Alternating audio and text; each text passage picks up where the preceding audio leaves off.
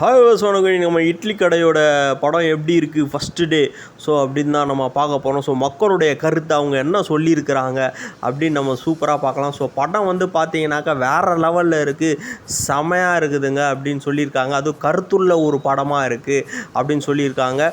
அது ஃபைட் சீன்லாம் செம்மையாக எடுத்துருக்கிறாங்க அப்படின்னு சொல்லியிருக்கிறாங்க. தனுஷோட ஆக்டிங் சான்ஸே கிடையாது, பிச்சு உதறிட்டார் அப்படின்னு சொல்லியிருக்காங்க.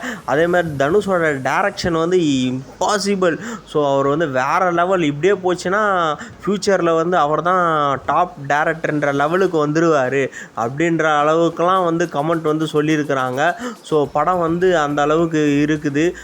யாருமே படத்தை இது வரைக்கும் குறை சொல்லவே இல்லை.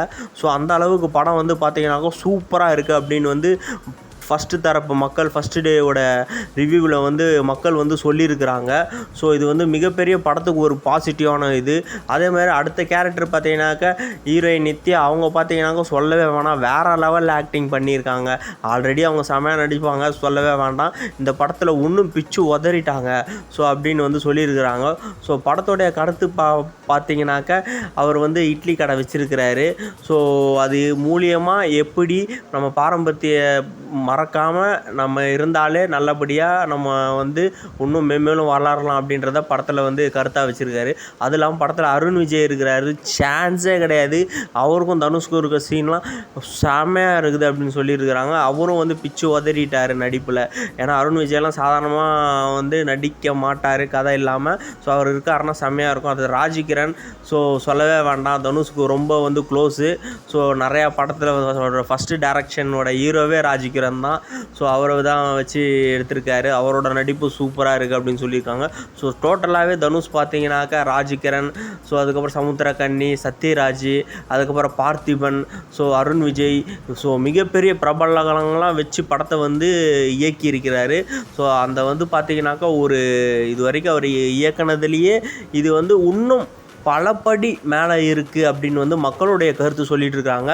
நம்ம படம் பார்த்துட்டு 3வது நாள் ரிவ்யூ கண்டிப்பாக கொடுப்போம்.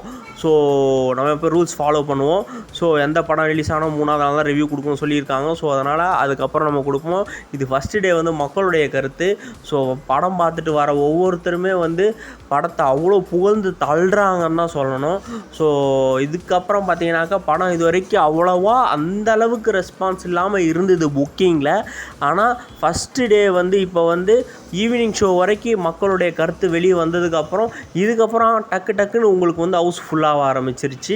எல்லா தேட்டர்லேயும் எல்லா ஷோஸும். இது ஒரு மிகப்பெரிய ஒரு பாசிட்டிவ்னே சொல்லலாம். இதுக்கு கண்டிப்பாக முழுக்க தனுஷோடைய பலம் அப்படின்னு தான் சொல்லணும். அவரோட டைரக்ஷன், அவரோட எக்ஸ்பீரியன்ஸ் எல்லாத்தையும் மொத்தமாக இந்த படத்தில் இறக்கியிருக்காரு. இதுக்கு முன்னாடி ராயன் எடுத்தார்.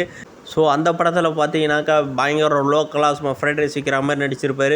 இதுலேயும் வேறு லெவலில் இருக்குது அப்படின்னு சொல்கிறாங்க. போய் பார்ப்போம் நாளைக்கு. படம் வேறு லெவலில் இருக்குன்றாங்க. அந்த எதிர்பார்ப்பில் போவோம். எல்லாருமே தேட்டரில் போய் மறக்காமல் மிஸ் பண்ணாமல் நல்லா ஒரு என்ஜாய்மெண்ட்டோடு போய் பார்த்துட்டு வரோங்க. இது வரைக்கும் நம்ம சேனல் சப்ஸ்கிரைப் பண்ணலாம், சப்ஸ்கிரைப் பண்ணிவிடுங்க. தேங்க்யூ ஃபார் வாட்சிங் திஸ் வீடியோ.